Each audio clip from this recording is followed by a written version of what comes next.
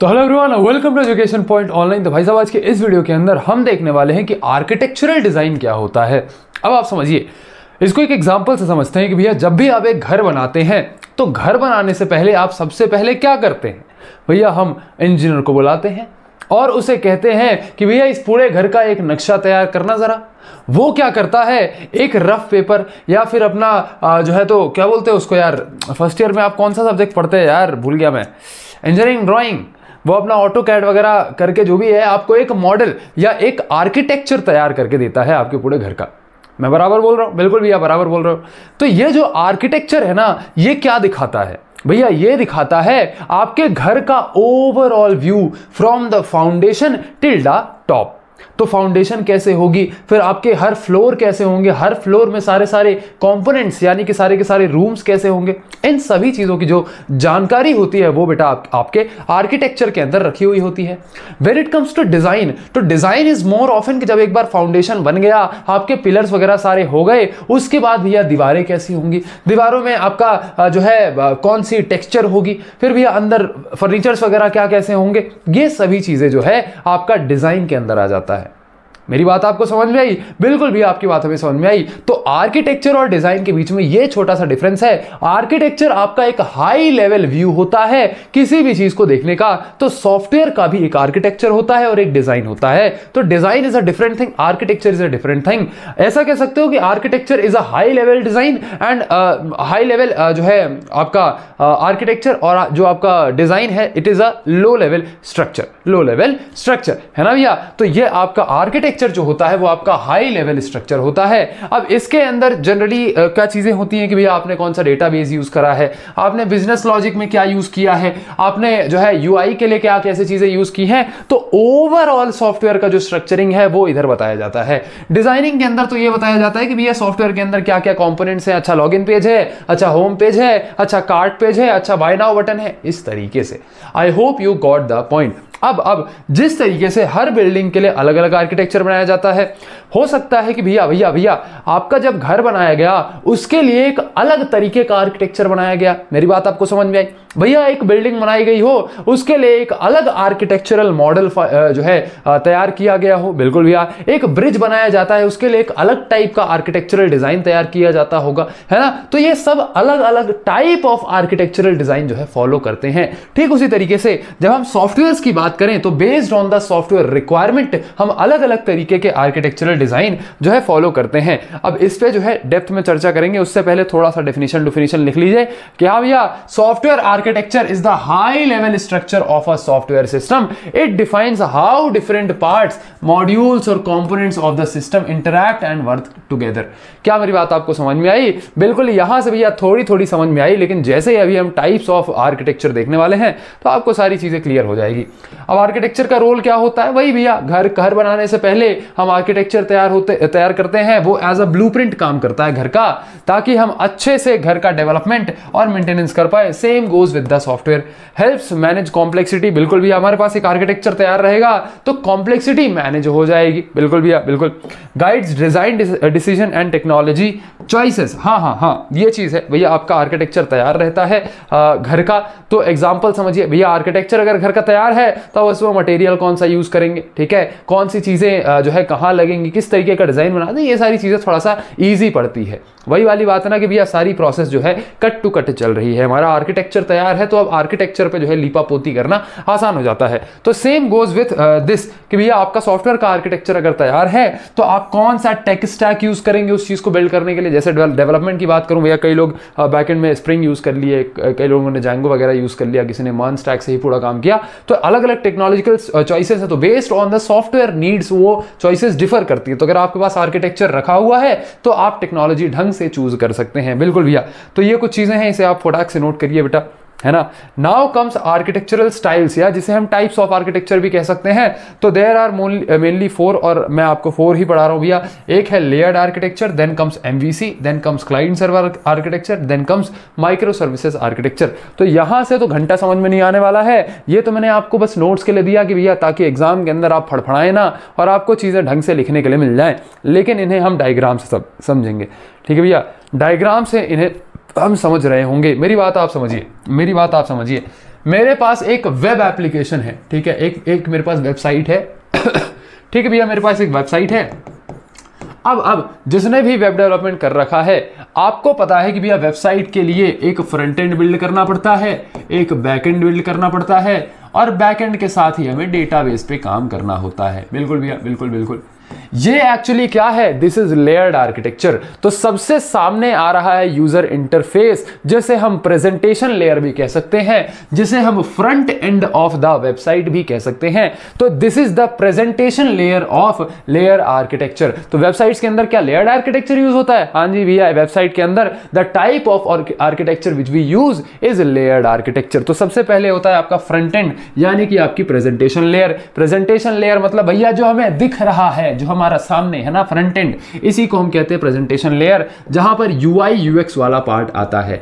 ठीक है भैया, चलिए then comes the business layer. अब बिजनेस लेयर के अंदर लॉजिक ऑफ द वेबसाइट लिखा होता है। लॉजिक ऑफ द वेबसाइट का मतलब क्या है भैया, किस तरीके से जो है कौन सी बटन्स काम करेंगी, किस तरीके से आप किस पेज में रिडायरेक्ट होंगे, ये सारा का सारा किस में आता है भैया, बिजनेस लॉजिक के अंदर आता है।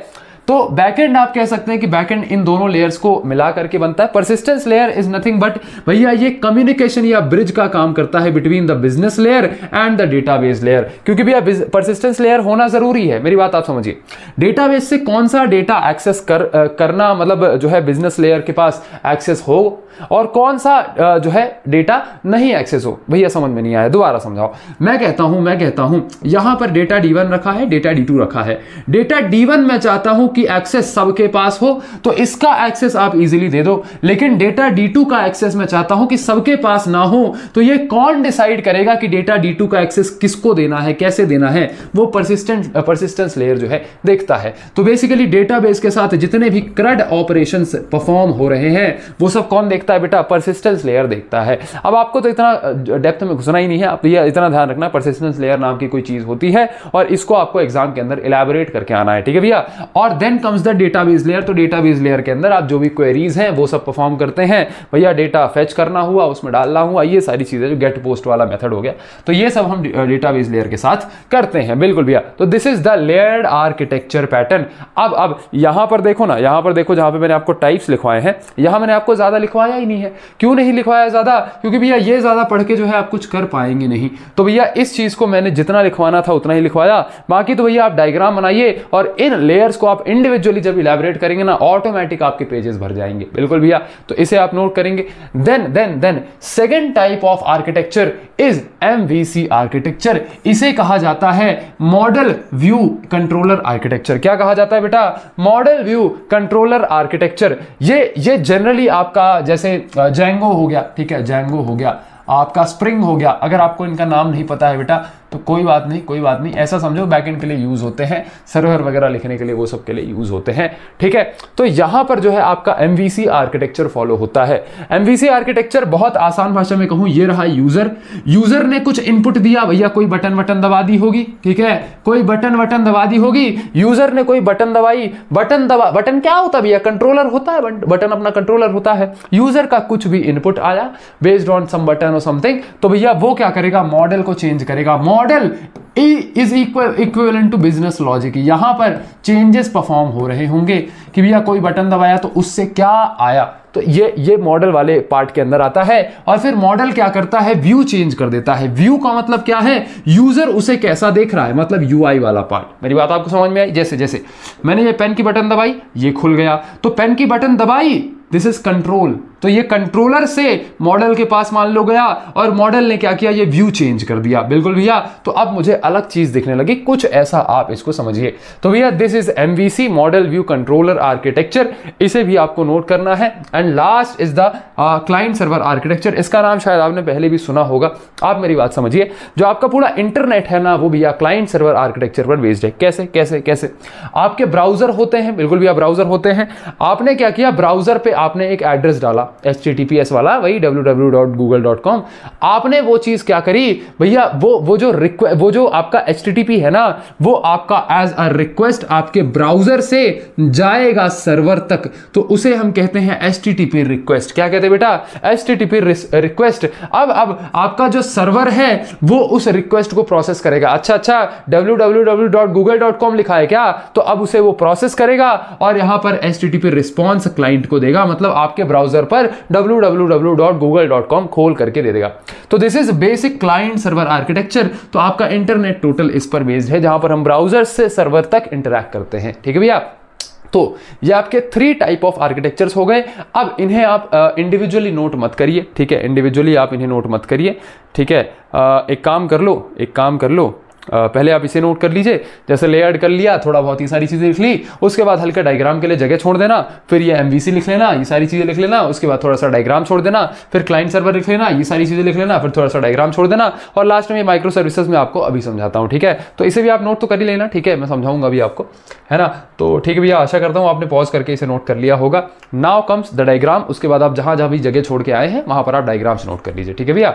हाँ जी, है ना? अब एक माइक्रो सर्विसेज आर्किटेक्चर बचा हुआ है। माइक्रो सर्विसेज आर्किटेक्चर जनरली आपके जो है, जैसे लेट सपोज नेटफ्लिक्स हो गया, आपका नेटफ्लिक्स के अंदर यूज होता है, आपका अमेजॉन हो गया भैया, अमेजॉन के अंदर यूज होता है।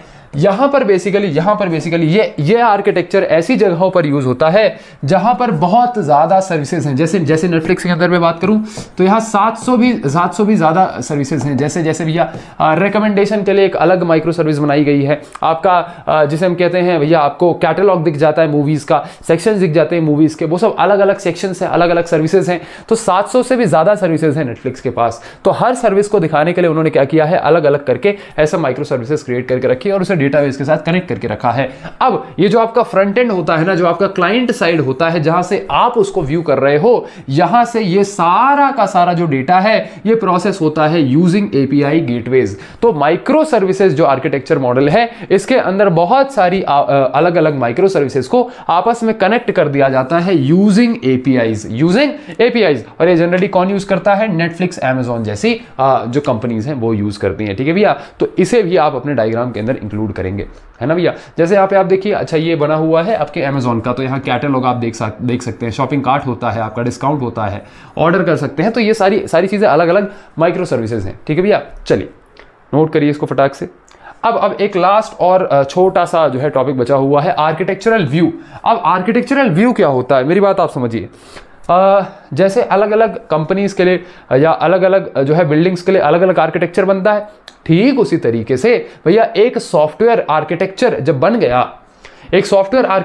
बन गया, तो उसको देखने वाले बहुत सारे लोग होंगे। बिल्कुल भैया, बहुत सारे लोग कौन कौन से होंगे भैया? जो यूजर्स हैं, मैं कहता हूं जो क्लाइंट है भैया, मैं एक कंपनी हूं, मैं एक सॉफ्टवेयर कंपनी हूं, क्लाइंट आया मेरे पास कि मेरा सॉफ्टवेयर बना दो, तो भैया मैं जो आर्किटेक्चर बिल्ड करूंगा उसे क्लाइंट भी तो देखेगा, तो वो क्लाइंट के भी समझ में तो आनी चाहिए। तो हम सिंपली क्या करते हैं, आर्किटेक्चर के डिफरेंट व्यूज बना देते हैं। मतलब एक आर्किटेक्चर के अलग अलग व्यूज बना दिए। मैंने आर्किटेक्चर बनाया, ये मेरा बेसिक आर्किटेक्चर है, इसके मैंने अलग अलग व्यूज तैयार कर दिए। ठीक है? अलग अलग व्यूज का मतलब क्या होता है, मैंने एक व्यू बनाया अपने यूजर के लिए, एक व्यू बनाया बेटा मैंने अपने यूजर के लिए। पाटिल सर का फोन आ रहा है। एक व्यू बनाया मैंने अपने यूजर के लिए, उसके अंदर मैं टेक्निकलिटीज कम रखूंगा और थोड़ा सा डायग्राम्स वगैरह टाइप की चीजें ज्यादा रखूंगा ताकि यूजर को समझ में आए। फिर दूसरा व्यू मैंने बनाया डेवलपर के लिए, जो कोडिंग टीम होगी उसके लिए बनाया, तो उसके अंदर मैं भर के टेक्निकलिटीज डालूंगा कि अच्छा ये वाला फंक्शन चलेगा तो ये एपीआई कॉल हुई, फलाना हुआ, ढिमकाना हुआ, ये यूज स्टेट चला, ये चला, वो चला। तो इस तरीके से जो है एक व्यू मैं अपने डेवलपर्स के लिए बनाऊंगा, फिर एक व्यू मैं डेवऑप्स टीम के लिए बनाऊंगा, एक व्यू मैं एनालिस्ट के लिए बनाऊंगा। तो इस तरीके से मल्टीपल व्यूज बनाते हैं। ऐसा समझ लो एक पर्चा है आर्किटेक्चर का, आर्किटेक्चर के पर्चे को ही हमने थोड़ा सा मॉडिफाई करके अलग अलग लोगों को दिखा दिया, तो अलग अलग उसके हम जो है अलग अलग डिजाइन्स और बना दिए। ठीक है भैया? इस तरीके से काम होता है। तो ये आपके आर्किटेक्चरल व्यूज हो गए। तो यहां टोटल 5 आर्किटेक्चरल व्यूज आपको देख रहे हैं। पहला है लॉजिकल व्यू। अब लॉजिकल व्यू उस आर्किटेक्चरल व्यू का नाम होता है जो हम डेवलपर्स के लिए तैयार करते हैं। इसके अंदर क्या फंक्शनैलिटीज होंगी, क्या क्लासेस वगैरह आपने यूज करी हैं, उन सब का स्ट्रक्चर वो सब यहां पर दिखाया जाएगा।